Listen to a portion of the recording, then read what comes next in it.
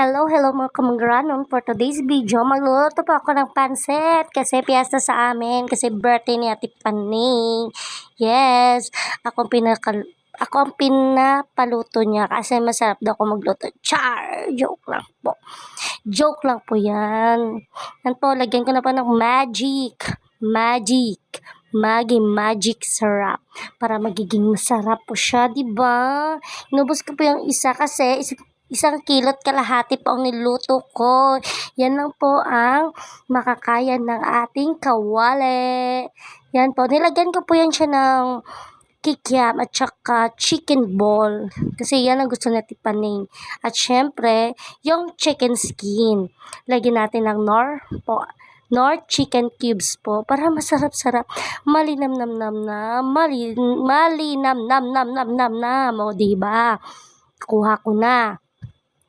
Yan po. Mimix-mix ko na po yan para matutunaw yung magic syrup at saka nor cubes. At ngayon, magbabalat po ako ng gulay. O, diba? Yan, 2 karos at saka isang sayote at saka isang repolyo, 'di ba? O kabilis ko magbalat, no. Yan po ang magbabalat, char. Kasi pinalaki po akong mambabalat, char, joke lang po. Yan na po, isa-slice ko na, syempre. Yan. O, 'di ba? Yan po, mangbabalat po ako. Yan. Balatan ko na po yung sayote. Malambot lang naman din po siyang balatan. Kaso mahirap lang po siyang balatan. Kasi yung merong mga niya, yung shape niya po kasi. Yan. Kaya mahirapan ka magbalat. Siyempre makikita yung natin, bunganga, di ba? Yan. Dinilisan ko po yung magbalat. Char. Hindi naman po. Yan. Siyempre, meron po akong para mabilis po siya balatan. Yan. O, diba? Yan. Kinuha ko na po yung mga dulo niya at saka yung sa gitna niya. Yan. Isa lang po yung sayote, 2 carrots. Yung carrots medyo matigas lang po siyang isi-slice. Diba? Itong sayote, mahirap lang po siyang balatan. Ganyan talaga, no? Mahirap balatan, pero malambot ang loob. Tapos itong sa carrots naman, malambot balatan, matigas naman sa loob. Yan lang yan. Parang ugali lang po, mabait sa mukha, pero sa loob, aroy, bad na naman ako. Wala naman po. I'm saying, char. I'm saying lang naman po, diba? Based on my experience, diba? O, diba? Yan po. Siyempre po, masipag po ako pag sinisipag po. Pero pag tinatamad po ako, siyempre, tao lang po. Minsan tinatamad din po. O, diba? O, malinis po ba ako mag-slice? Baka may magsabi dyan na damak ako, madumi ako mag-slice. O, diba? Yan po ako mag-slice. Huwag naman po natin personalin po ang tao. Char! Nagsasabi. Yan po, diba? Carrots naman po tayo.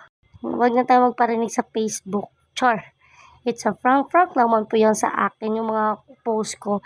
For engagement lang po yan. Para naman po magiging red type po yung dashboard ko. Kasi pag hindi ako magparinig-rinig, char, hindi ako mag-post po. Nako, si Lolo Meta ko, nasa-stress din. Kaya nag-red tide yung dashboard ko. Kaya pasensyahan nyo na po ako kung palagi po ako nag-post, ha. Yan na po, repolyo na po. Yan na po, ang repolyo. Nilagay ko na po yung unang sahog ko. Ilagay ko na doon. Pero hinugasan ko muna, ha. Nakita nyo, witness kayo, CCTV kayo, hinugasan ko. Yan na po, ang repolyo din po yan. Wala na po kasing tubig, kaya tabo-tabo na lang po tayo. Yan po, di ba, kabilis lang. Oh, di ba? Oh, hinugasan ko, ha. Saksi kayo, CCTV kayo. Oh, hinugasan ko yan. Yan.